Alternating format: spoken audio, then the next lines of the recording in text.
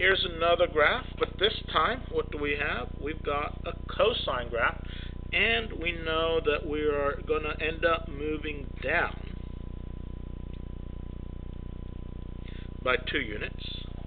We know that this -4 tells us about our amplitude, and our amplitude is just the magnitude of that, so that would be a magnitude of 4. Okay, and I know that my period, I know that my period is going to be 2 pi divided by 2, 2 pi divided by pi, 2 pi divided by pi, which is 2. Why divided by pi? Because I am compressing by a factor of pi. So I know my period, okay? I know my key points. Now, before I draw this, I'm going to draw a general cosine. I know that a general cosine graph starts at a maximum, right, and ends at a maximum. Halfway between, it's at a minimum, right? So my general cosine graph might look something like that. However, my amplitude is 4. I've been reflected across the x-axis, and I've moved down by 2 units. So here's where key points can help me. Right? Well, let's check this out. If x equals 0, I've got -4 times the cosine of 0 minus 2, which is -6. If x equals 1, right? If x is equal to 1, I have -4 times the cosine of pi minus 2, which is equal to 2. Why? Because that's -4 times -1 minus 2, which is simply 4 minus 2, which is equal to 2. So I know a couple of key points. I know that when x is 0, my graph is at -6, so my y-intercept is all the way down here at -6. Okay. What else do I know? If x equals 1, my graph is at 2. So when x equals 1, my graph is up here at 2. Okay.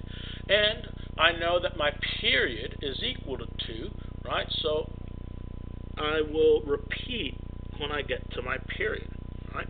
So at 4, I'll repeat -6. At 6, I'll repeat -6. At 8, repeat -6. At 10, repeat -6. These are my minimums, halfway between maximum. Right? So another period, right? So 1 to 3, maximum. 3 to 5, maximum. 5 to 7, maximum. 7 to 9, maximum. So I have that. Okay. Now comes our discussion of our central line. Usually our central line had been this x-axis. However, when I move my graph down by 2 units, that becomes my central line, right? So this central line is now -2, right? And we'll notice that -2 is exactly halfway between -6 and +2. The distance from -2 to +2 is 4. That's the amplitude. From -2 to -6 is 4. That's the amplitude. Right? So what do I know? That halfway between this minimum and this maximum, I'll be on that central axis. Halfway between, I'll be on that central axis. Halfway between, I'll be on that central axis. Halfway between, I know I'm going to be on that central axis. Right, and I can come over here and I can kind of draw my graph. Right, so here are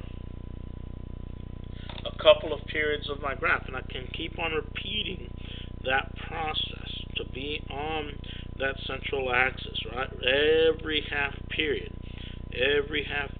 I can repeat that on that central axis. So come up, come down, come up, come down, positive slope, negative slope.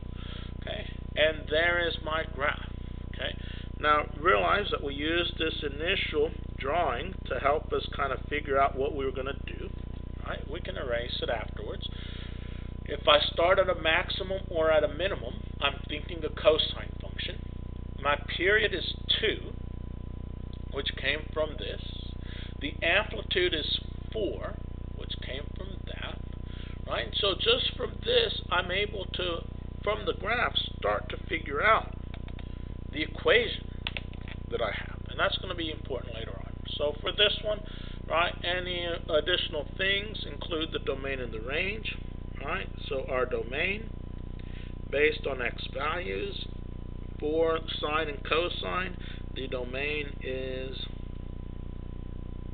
all real numbers. The range, based on the y values, right, the range goes from -6 to +2 inclusive. Okay. Our vertical translation